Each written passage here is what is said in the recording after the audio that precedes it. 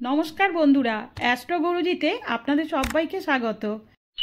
আজকে আমি আলোচনা করব আগামী 20শে মে থেকে 31শে মে পর্যন্ত মকর রাশির জাতক জাতিকাদের দিনগুলো কেমন কাটতে চলেছে।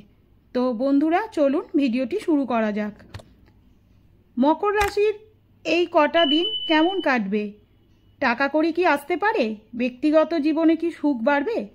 জেনে নিন এই সমস্ত প্রয়োজনীয় তথ্যগুলো। তাহলে চলুন শুরু করা যাক। কর্মক্ষেত্রে পেশাদার সমস্যাগুলো কাটিয়ে উঠতে পারবেন।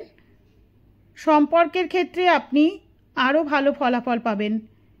আর্থিক বিনিয়োগ পছন্দ করবেন আপনারা এই সময়। স্বাস্থ্য মোটামুটি ভালোই থাকবে। প্রেমের ক্ষেত্রেও আপনি ভাগ্যবান হবেন। আর্থিকভাবে আপনি ভালো থাকবেন। স্বাস্থ্যের দিক থেকে দেখা যাচ্ছে এই সময় আপনার কিন্তু স্বাস্থ্যহানির সম্ভাবনা থাকছে। যেহেতু কেতু আপনার চন্দ্র রাশি থেকে অষ্টম স্থানে অবস্থান করবে, সেহেতু আপনার কিন্তু স্বাস্থ্য খারাপের দিকেই থাকবে। আর তার ফলে আপনি আত্মবিশ্বাসের অভাব বোধ করবেন। তাই প্রথমেই যেটা আপনাকে বলবো, আত্মবিশ্বাস আপনাকে এই সময় বাড়াতে হবে। কারণ আপনি খুব ভালো করেই বুঝতে পারছেন যে আত্মবিশ্বাস বাড়ালে আপনার দীর্ঘস্থায়ী অসুস্থতা থেকে আপনি কিছুটা হলেও মুক্তি পেতে পারবেন। আচ্ছা, যদি বিবাহিত হন তাহলে তাদের জন্য বলবো এই সপ্তাহের শুরু থেকেই সন্তানদের দিকে বিশেষ যত্ন নেওয়ার চেষ্টা করুন। তাদেরও স্বাস্থ্যহানির লক্ষণ দেখা যাচ্ছে। এর ফলে আপনার প্রচুর অর্থ ব্যয় হতে পারে। যদি নতুন কোনো প্রকল্পের সিদ্ধান্ত নেন তবে আমি অবশ্যই বলবো এ ব্যাপারে কিন্তু আপনার বাবা মায়ের সাথে অবশ্যই আলোচনা করবেন। তাদের মতামত জেনে নেওয়াটা কিন্তু আপনার পক্ষে খুবই জরুরি। শনি আপনার চন্দ্র রাশি থেকে তৃতীয় ঘরে অবস্থান করায় আপনার কর্মজীবনে এগিয়ে যাওয়ার ইচ্ছা এই সপ্তাহে আপনার মনোভাবকে একগুঁয়ে এবং স্বার্থপর করে তুলতে পারে। ফলে আপনি ব্যক্তিগত এবং পেশাগত উভয় দিক থেকেই অনেক সমস্যার সম্মুখীন হবেন। অতএব আপনাকে পরামর্শ দেওয়া হচ্ছে আপনি আপনার স্বভাবকে একটু নমনীয় রাখার চেষ্টা করুন এবং কোনো সিদ্ধান্ত নেওয়ার আগে অন্যদের মতামত এবং পরামর্শ করে তবেই এগিয়ে চলুন। আরেকটা জিনিস দেখা যাচ্ছে, যেহেতু বৃহস্পতি প্রথমার্ধে পঞ্চম ঘরে অবস্থান করছেন, সেহেতু ফাটকাবাজির মাধ্যমে লাভের সুযোগ রয়েছে। আর বিনিয়োগের ক্ষেত্রে লাভের ক্ষেত্রেও কিন্তু ভালো হবেই। তবে বৃহস্পতি যখন ষষ্ঠ ঘরে গমন করবে তখন কিন্তু আপনাদের ব্যয় বৃদ্ধি হতে পারে। বিশেষ করে স্বাস্থ্য, মামলা মোকদ্দমা বা পরিষেবা সম্পর্কিত ব্যাপারে এই সব দিকগুলো আপনারা কিন্তু একটু সতর্ক থাকবেন। আপনার বাজেট মেনে চলা উচিত এবং অপ্রয়োজনীয় ঋণ এড়ানো উচিত। আচ্ছা, 18ই মে যেহেতু রাহু তৃতীয় ঘরে প্রবেশ করবে, তো আপনারা কথাবার্তা, পারিবারিক মূল্যবোধ এই সব ব্যাপারগুলোর দিকে একটু সতর্ক থাকুন। আয় বৃদ্ধির জন্য আপনি কোনো শর্টকাট বা কৌশল এড়িয়ে যাবার চেষ্টা করবেন। অষ্টম ঘরে কেতুর গোচর ঝুঁকিপূর্ণ আর্থিক আচরণ এবং লুকানো ব্যয়ের বিরুদ্ধে সতর্ক করছে আপনাকে। দীর্ঘমেয়াদী মানসিকতার সাথে আর্থিক স্থিতিশীলতা গড়ে তোলার জন্য এটি একটি কিন্তু ভালো সময়। এবারে আলোচনা করি আপনাদের পারিবারিক জীবন সম্পর্কে। মে মাস জুড়েই কিন্তু পারিবারিক জীবন বেশ গুরুত্বপূর্ণ থাকবে।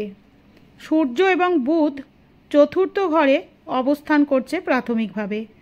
তার ফলে আপনার মনোযোগ থাকবে বাড়ি, সম্পত্তি এবং মানসিক বন্ধনের উপর। আপনি আপনার জীবনযাত্রার উন্নতি বা পারিবারিক দ্বন্দ্ব সমাধানের জন্য পদক্ষেপ নেবেন। আর তৃতীয় ঘরে শুক্র এবং শনি অবস্থান করায় ভাই বোন বা প্রতিবেশীদের সাথে কিন্তু সম্পর্ক বেশ ভালো হবে। এবার আসি শিক্ষা সংক্রান্ত কিছু বিষয়ে। এই মাস শিক্ষার্থীদের জন্য বিশেষ ফলপ্রসূ হতে পারে। আচ্ছা, আমরা এখন আলোচনা করছি মে মাসের দ্বিতীয়ার্ধ এই সময়টা নিয়ে। তো এই সময়ে দেখা যাচ্ছে কাঠামোগত শিক্ষা এবং প্রতিযোগিতামূলক প্রস্তুতির আপনারা সিদ্ধান্ত নিন। যেহেতু তৃতীয় ঘরের শনির গোচর, সেহেতু মনোযোগ এবং দৃঢ়তা আপনাদের বৃদ্ধি হবে। আচ্ছা, প্রতিযোগিতামূলক পরীক্ষার জন্য প্রস্তুতি আপনারা নিতেই পারেন। যারা চাকরিজীবী তাদের সম্বন্ধে একটু কিছু বলে রাখি। এই সময়টা কিন্তু আপনারা মিশ্র ফলাফল পাবেন। আচ্ছা, এই মাসে কাজের চাপ থাকবে, কিন্তু আপনার কঠোর পরিশ্রম এবং নিষ্ঠার সাথে আপনি তা খুব সহজেই পরিচালনা করতে পারবেন। আপনার ঊর্ধ্বতনদের সাথে কিছু সমস্যা এই সময় কিন্তু দেখা দিতে পারে, আর এর কারণে অফিসে অতিরিক্ত কাজের চাপ বা পেশাগতভাবে অপ্রত্যাশিত সমস্যা আসতে পারে। তাই সবচেয়ে ভালো উপায় হচ্ছে আপনি ঊর্ধ্বতনদের সাথে ভদ্র এবং ধৈর্যশীল থাকার চেষ্টা করবেন। না হলে কিন্তু আপনার সমস্যা বাড়বে, আর তার থেকে আপনার দুশ্চিন্তাও আসতে পারে। এতক্ষণ ধরে আমি মকর রাশির জাতক জাতিকাদের কিছু সমস্যা নিয়ে আলোচনা করলাম। এখন চলুন আপনাদের কিছু জ্যোতিষশাস্ত্রীয় প্রতিকারের কথা বলে রাখি। প্রথমেই বলবো যারা ব্যবসায়ী তাদের জন্য আপনারা সাদা অথবা রঙিন ক্যাশ বাক্স ব্যবহার করবেন, আর আপনার ব্যবসার জিনিসপত্র উত্তর দিকে রাখার চেষ্টা করবেন। যারা শিক্ষার্থী তাদের জন্য বলবো পড়ার টেবিলে গাঢ় সবুজ রঙের পেনের স্ট্যান্ড ব্যবহার করো। তোমার বইগুলোকে দক্ষিণ দিকে রাখার চেষ্টা করো। আচ্ছা, স্বাস্থ্যের জন্য কিছু প্রতিকারের কথা বলছি। বুধবার বৃদ্ধা মহিলাকে সবুজ শাকসবজি দান করতে পারেন। আপনার বাড়ির পূর্ব দিকে ডাস্টবিন রাখবেন না।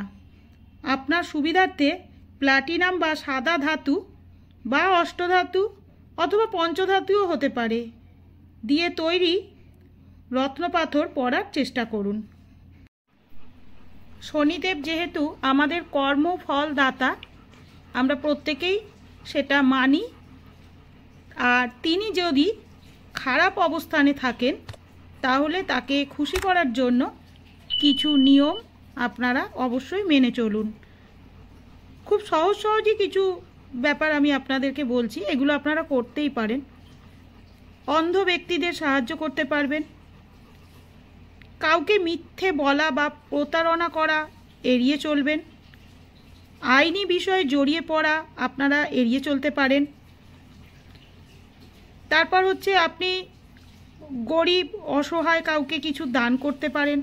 শনিবার আপনি শনি মন্দিরে গিয়ে সর্ষের তেল দান করতে পারেন। কালো বস্ত্র আপনি অসহায় দরিদ্র মানুষদের দান করতে পারেন। এই ব্যাপারগুলো যদি আপনারা করেন, এছাড়াও আপনি কালো কুকুরকে শনিবার দিন রুটি খাওয়াতে পারেন। তো এই জিনিসগুলো করলে শনি মহারাজ কিন্তু সন্তুষ্ট হন। তবে সেটা সঙ্গে সঙ্গেই ফল পাওয়া যায় না, তার জন্য একটু সময় লাগবে। ধৈর্য ধরুন, একটু ধৈর্য ধরে এগুলো করুন, দেখবেন আস্তে আস্তে কিন্তু আপনারা ভালো ফল পেতে থাকবেন। সবাইকে নমস্কার জানিয়ে আজকের ভিডিওটা আমি এখানেই শেষ করছি। আবার পরবর্তী কোনো আলোচনায় আপনাদের সঙ্গে আবার দেখা হবে। নমস্কার।